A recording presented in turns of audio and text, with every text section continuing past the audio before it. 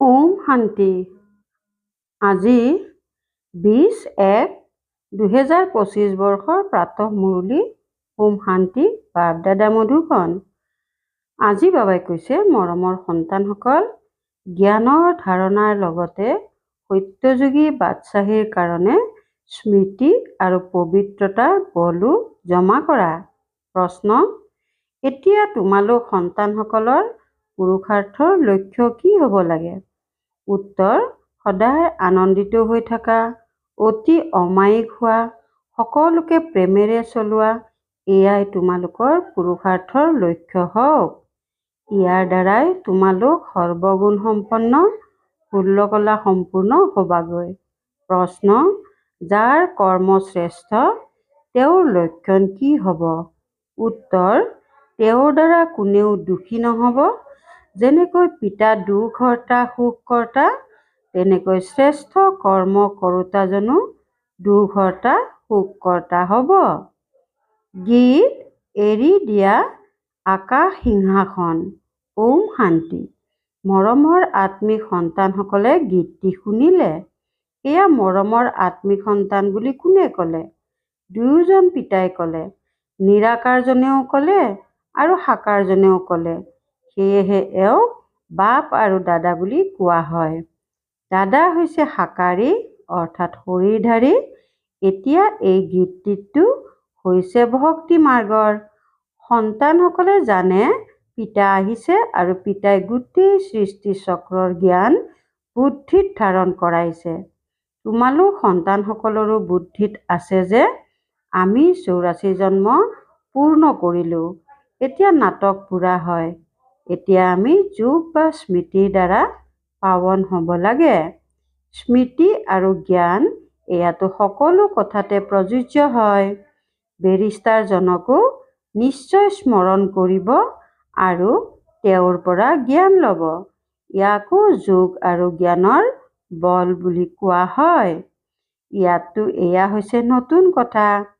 সেই জ্ঞান আৰু যোগৰ দ্বাৰা হ্ৰদৰ বল প্ৰাপ্ত হয়। ইয়াত এই যোগ আৰু জ্ঞানৰ দ্বাৰা বৃহদৰ বল প্ৰাপ্ত হয়, কিয়নো পিতা হৈছে সৰ্বশক্তিমান হৰ্তা-কৰ্তা। পিতাই কয়, মই জ্ঞানৰ সাগৰ হওঁ। তোমালোক সন্তানসকলে এতিয়া সৃষ্টি চক্ৰক জানি গ'লা। মূল লোক, সূক্ষ্ম লোক সকলো স্মৃতিত আছে। পিতাৰ যি জ্ঞান আছে সেয়াও প্ৰাপ্ত কৰিছা। গতিকে জ্ঞানো ধাৰণ কৰিব লাগে আৰু ৰাজ্য পাবৰ কাৰণে পিতাই সন্তানসকলক যোগ আৰু পবিত্ৰতাও শিকায়। তোমালোক পবিত্ৰও হোৱা, পিতাৰ পৰা ৰাজ্যও লোৱা। পিতাই নিজতকৈও বেছি মৰ্যাদা দিয়ে। তোমালোকে 84 জন্ম লৈ লৈ মৰ্যাদা হেৰুৱাই পেলোৱা। এই জ্ঞান তোমালোক সন্তানসকলে এতিয়া পাইছা। উচ্চতকৈ উচ্চ হোৱাৰ জ্ঞান উচ্চতকৈও উচ্চ পিতাৰ দ্বাৰা পোৱা যায়। সন্তানসকলে জানে এতিয়া আমি যেন বাপ দাদাৰ ঘৰত বহি আছো। এওঁ দাদা অৰ্থাৎ ব্ৰহ্মা মাও হয়। সেই পিতাটো বেলেগ, বাকী এওঁ মাও হয়। কিন্তু এয়া পুৰুষৰ পোচাক অৰ্থাৎ শৰীৰ হোৱাৰ কাৰণে আকৌ মাতাক নিমিত্ত কৰোৱা হয়। এওঁকো তুলি লোৱা হয়। তেওঁৰ পৰা আকৌ ৰচনা হৈছে। ৰচনাও তুলনীয়া। পিতাই সন্তানসকলক উত্তৰাধিকাৰ দিবৰ কাৰণে তুলি লয়। ব্ৰহ্মাকো তুলি লৈছে। প্ৰৱেশ কৰা বা তুলি লোৱা কথা একেটাই। সন্তানসকলে বুজি পায় আৰু বুজায়ো। পুৰুষাৰ্থৰ ক্ৰম অনুসৰি সকলোকে এয়াই বুজাব লাগে যে আমি নিজৰ পৰম পিতা পৰমাত্মাৰ শ্ৰীমতত এই ভাৰতক পুনৰ শ্ৰেষ্ঠতকৈও শ্ৰেষ্ঠ কৰি তোলো। গতিকে নিজেও হ'ব লাগে। নিজক চাব লাগে যে মই শ্ৰেষ্ঠ হৈছোনে? ভ্ৰষ্টাচাৰৰ কাম কৰি কাৰোবাক দুখটো দিয়া নাই। পিতাই কয়, মইতো সন্তানসকলক সুখী কৰি তুলিবলৈ আহিছোঁ। গতিকে তোমালোকেও সকলোকে সুখ দিব লাগে। পিতাই কেতিয়াও কাকো দুখ দিব নোৱাৰে। তেওঁৰ নামেই হৈছে দুখহৰ্তা সুখকৰ্তা। সন্তানসকলে নিজক পৰীক্ষা কৰিব লাগে। মন, বাণী, কৰ্মৰ দ্বাৰা মই কাৰোবাক দুখটো নিদিওঁ। শিৱ বাবাই কেতিয়াও কাকো দুখ নিদিয়ে। পিতাই কয়, মই কল্পই কল্পই তোমালোক সন্তানসকলক এই বেহদৰ কাহিনী শুনাওঁ। এতিয়া তোমালোকৰ বুদ্ধিত আছে যে আমি নিজৰ ঘৰলৈ যাম, আকৌ নতুন সৃষ্টিলৈ আহিম। এতিয়াৰ পৰা পঢ়া অনুসৰি অন্তিমত তোমালোক স্থানান্তৰ হৈ যাবা। আকৌ ঘৰলৈ গৈ তাৰ পাছত ক্ৰমানুসৰি ভূমিকা পালন কৰিবলৈ আহিবা। এয়া ৰাজধানী স্থাপনা হৈ আছে। সন্তানসকলে জানে এতিয়া যি পুৰুষাৰ্থ কৰিবা সেই পুৰুষাৰ্থই তোমালোকৰ কল্পলৈ সিদ্ধ হ'ব। পোনপ্ৰথমতেতো সকলোৱে বুদ্ধিত ধাৰণ কৰিব লাগে যে ৰচয়িতা আৰু ৰচনাৰ আদি মধ্য অন্তৰ্জ্ঞান পিতাৰ বাহিৰে কোনেও নাজানে। উচ্চতকৈও উচ্চ পিতাৰ নামেই লুপ্ত কৰি দিলে। ত্ৰিমূৰ্তি নামটো আছে, ত্ৰিমূৰ্তি ৰাস্তাও আছে, ত্ৰিমূৰ্তি ঘৰো আছে। ত্ৰিমূৰ্তি বুলি কোৱা হয় ব্ৰহ্মা, বিষ্ণু, শংকৰক। শিৱ বাবা যি এওঁলোক তিনিওজনৰে ৰচয়িতা, সেই মুখ্যজনৰ নামকেই লুপ্ত কৰি দিলে। এতিয়া তোমালোক সন্তানসকলে জানা উচ্চতকৈও উচ্চ হৈছে শিৱ বাবা, তাৰ পাছত ত্ৰিমূৰ্তি। পিতাৰ পৰা আমি সন্তানসকলে এই উত্তৰাধিকাৰ লওঁ। পিতাৰ জ্ঞান আৰু উত্তৰাধিকাৰ এই দুয়োটা স্মৃতিত থাকিলে তেতিয়া সদায় হৰ্ষিত হৈ থাকিবা। পিতাৰ স্মৃতিত থাকি তোমালোকে যাকেই জ্ঞানৰ বাণ মাৰিবা তেতিয়া তাৰ ভাল প্ৰভাৱ পৰিব। স্মৃতিৰ দ্বাৰা শক্তি আহি থাকিব। স্মৃতিৰ যাত্ৰাৰ দ্বাৰাহে শক্তি প্ৰাপ্ত হয়। এতিয়া শক্তি নোহোৱা হৈ গ'ল, কিয়নো আত্মা পতিত তমোপ্ৰধান হৈ গ'ল। এতিয়া মূল চিন্তা এইটোৱেই হ'ব লাগে যে আমি তমোপ্ৰধানৰ পৰা সতোপ্ৰধান কেনেকৈ হওঁ। মনমনা ভৱৰ অৰ্থও এয়াই। গীতা যিয়ে পঢ়ে তেওঁক সুধিব লাগে, মনমনা ভৱৰ অৰ্থ কি? এয়া কোনে ক'লে যে মোক স্মৰণ কৰা তেতিয়া উত্তৰাধিকাৰ প্ৰাপ্ত কৰিবা। নতুন সৃষ্টি স্থাপনা কৰোঁতাটো শ্ৰীকৃষ্ণ নহয়, তেওঁ হৈছে ৰাজকুমাৰ। এইটোতো গায়ন আছে যে ব্ৰহ্মাৰ দ্বাৰা স্থাপনা। এতিয়া কৰণ কৰোৱানহাৰ কোন? পাহৰি গৈছে। তেওঁৰ কাৰণেই সৰ্বব্যাপী বুলি কৈ দিয়ে। এনেকৈ কয় ব্ৰহ্মা, বিষ্ণু, শংকৰ আদি সকলোতে তেওঁৱেই আছে। ইয়াক অজ্ঞান বুলি কোৱা হয়। পিতাই কয় তোমালোকক 5 বিকাৰৰূপী ৰাৱণে কিমান বুদ্ধিহীন কৰি দিলে। তোমালোকে জানা যথাযথ আমিও আগতে এনেকুৱা আছিলোঁ। হয়, প্ৰথমে উত্তমতকৈ উত্তমো আমিয়েই আছিলোঁ, আকৌ অৱনমিত হৈ মহান পতিত হৈ গ'লোঁ। শাস্ত্ৰত দেখুৱাইছে যে ৰাম ভগৱানে বান্দৰৰ সেনা ল'লে। এইটোতো ঠিক। তোমালোকে জানা যে আমি যথাৰ্থতে বান্দৰ সদৃশ আছিলোঁ। এতিয়া উপলব্ধি হয় যে এইখন হয়েই ভ্ৰষ্টাচাৰী সৃষ্টি। ইজনে সিজনক গালি দি কাঁইট হৈ বিন্ধি থাকে। এইখন হৈছে কাঁইটৰ জংঘল, সেইখন হৈছে ফুলৰ বাগিচা।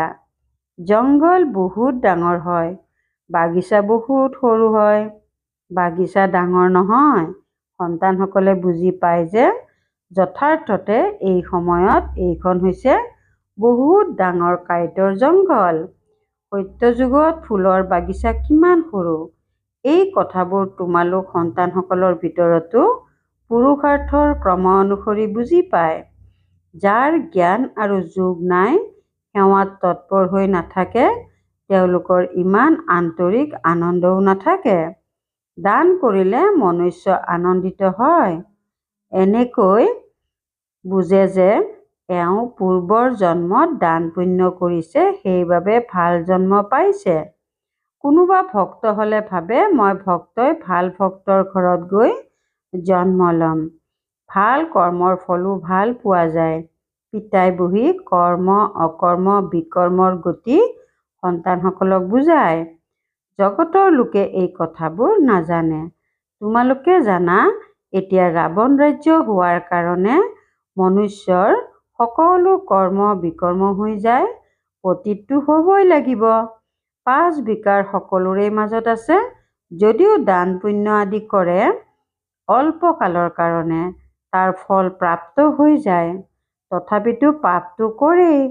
ৰাম ৰাজ্যত যি লেনদেন হয় সেয়া পাপৰ লেনদেনেই হয়। দেৱতাসকলৰ আগত কিমান স্বচ্ছতাৰে ভোগ আগবঢ়ায়। স্বচ্ছ হৈ আহে কিন্তু একোৱেই নাজানে।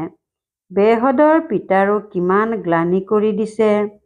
তেওঁলোকে ভাবে যে এয়া আমি মহিমা কৰোঁ, যে ঈশ্বৰ সৰ্বব্যাপী সৰ্বশক্তিমান, কিন্তু পিতাই কয় এয়া তেওঁলোকৰ ওলোটা মত।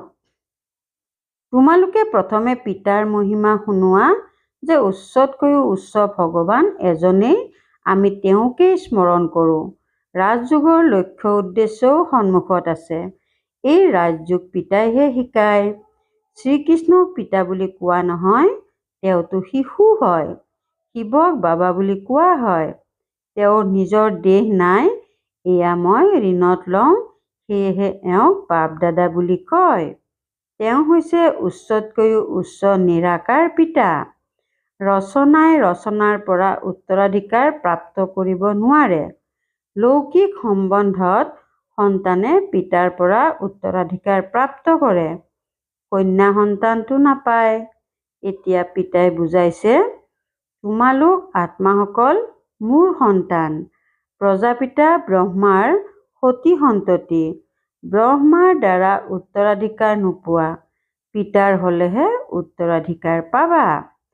এই পিতাই তোমালোক সন্তানসকলক সন্মুখত বহি বুজায়। ইয়াৰ কোনো শাস্ত্ৰতো হ'ব নোৱাৰে। যদিও তোমালোকে লিখা, কিতাপ ছপোৱা, তথাপিও শিক্ষকৰ বাহিৰেতো কোনেও বুজাব নোৱাৰে। শিক্ষক অবিহনে কিতাপৰ কথা কোনেও বুজিব নোৱাৰে। এতিয়া তোমালোক হৈছা আত্মিক শিক্ষক। পিতা হৈছে বীজৰূপ। তেওঁৰ গোটেই বৃক্ষৰ আদি মধ্য অন্তৰ জ্ঞান আছে।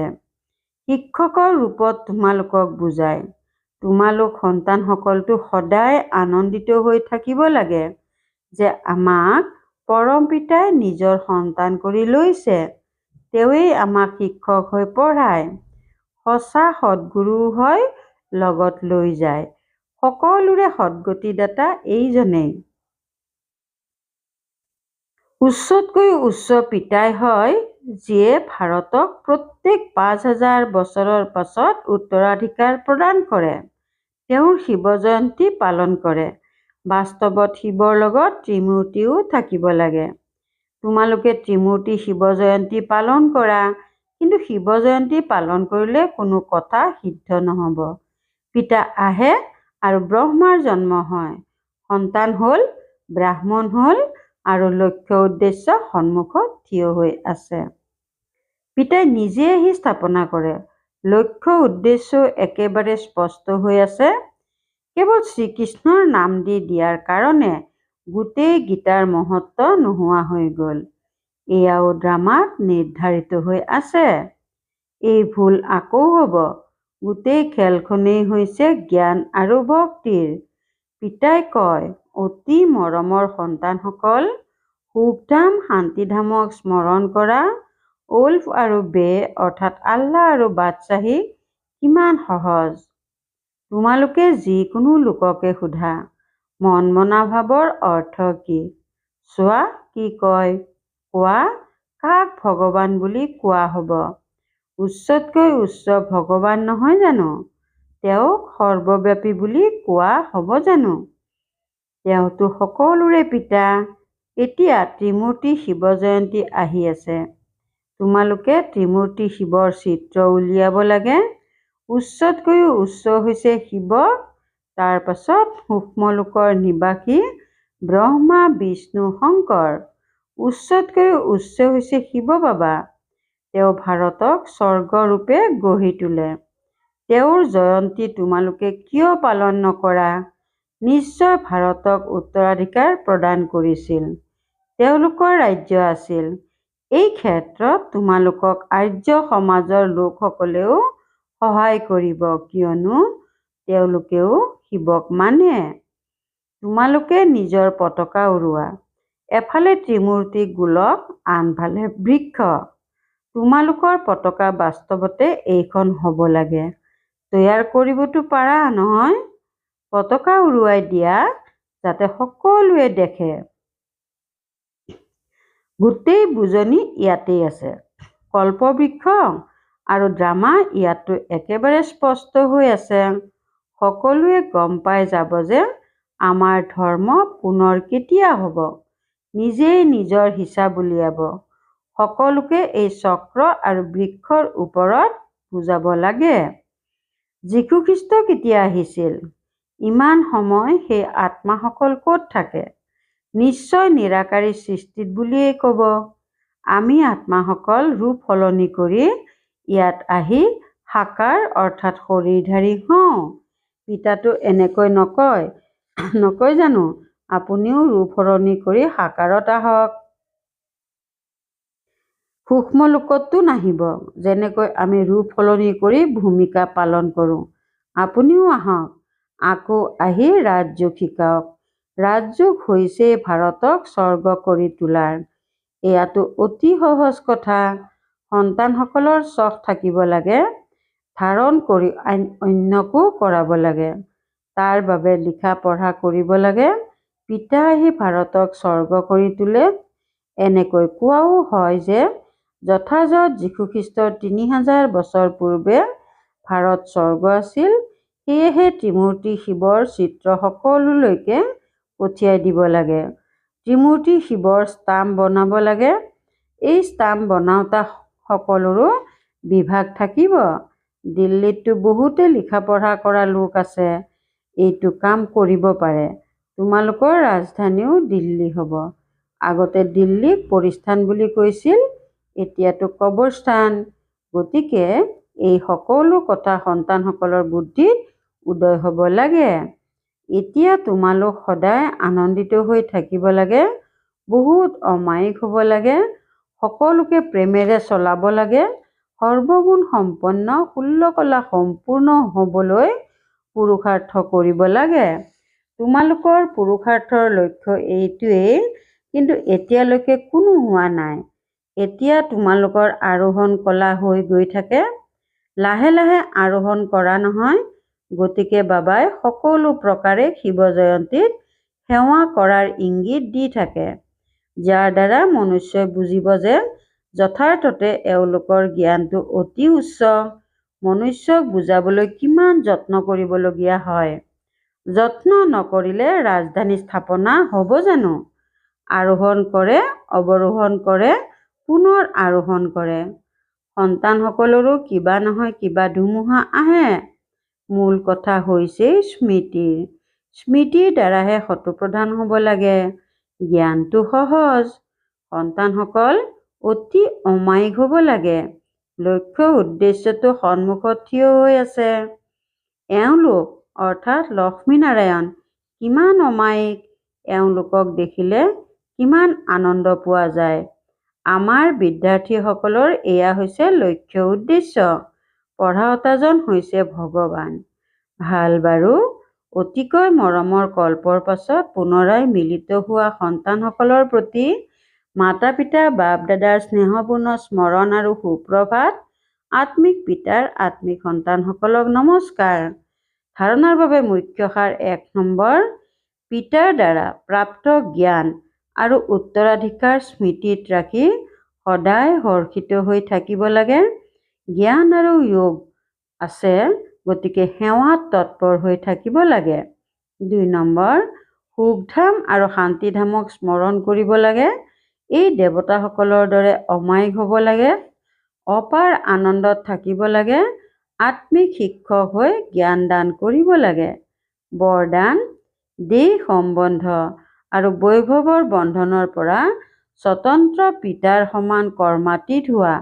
দেহ সম্বন্ধ আৰু বৈভৱৰ বন্ধনৰ পৰা স্বতন্ত্ৰ পিতাৰ সমান কৰ্মাতীত হোৱা। যিসকল নিমিত্ত মাত্ৰ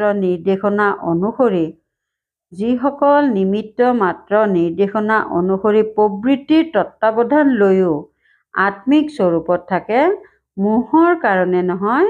তেওঁলোকক যদি এতিয়াই আদেশ দিয়া হয় যে গুচি আহা, তেন্তে গুচি আহিব। সুহুৰি বাজিল আৰু ভাবোঁতেই যাতে সময় গুচি নাযায়, তেতিয়া নষ্টমোহা বুলি কোৱা হ'ব। সেইকাৰণে সদায় নিজক পৰীক্ষা কৰিব লাগে যে দেহৰ সম্বন্ধৰ বৈভৱৰ বন্ধনে নিজৰ ফালে আকৰ্ষিতটো নকৰে। যদি বন্ধন থাকিব, তাত আকৰ্ষণ থাকিব। কিন্তু যি স্বতন্ত্ৰ, তেওঁ পিতাৰ সমান কৰ্মাতীত স্থিতিৰ সমীপত আছে। শ্লোগান: স্নেহ আৰু সহযোগৰ লগতে শক্তিৰূপ হোৱা, তেতিয়া ৰাজধানীত আগত স্থান প্ৰাপ্ত হৈ যাব। স্নেহ আৰু সহযোগৰ লগতে শক্তিৰূপ হোৱা, তেতিয়া ৰাজধানীত আগত স্থান প্ৰাপ্ত হৈ যাব। ওম শান্তি। শক্তিশালী মনেৰে শক্তিৰ প্ৰকম্পন দিয়াৰ সেৱা কৰিবলৈ আজিৰ অব্যক্ত সংকেত: যিমানেই এতিয়া তন, মন, ধন আৰু সময় লগোৱা, তাতকৈ মনৰ শক্তিসমূহৰ দ্বাৰা সেৱা কৰিলে বহুত কম সময়ত সফলতা অধিক প্ৰাপ্ত হ'ব। এতিয়া নিজৰ প্ৰতি কেতিয়াবা কেতিয়াবা যি পৰিশ্ৰম কৰিবলগীয়া হয়, নিজৰ স্বভাৱ পৰিৱৰ্তন কৰাৰ বা সংগঠন চলাৰ বা কেতিয়াবা সেৱাত কম সফলতা দেখি হতাশ হোৱাৰ, এয়া সকলো সমাপ্ত হৈ যাব। ওম শান্তি।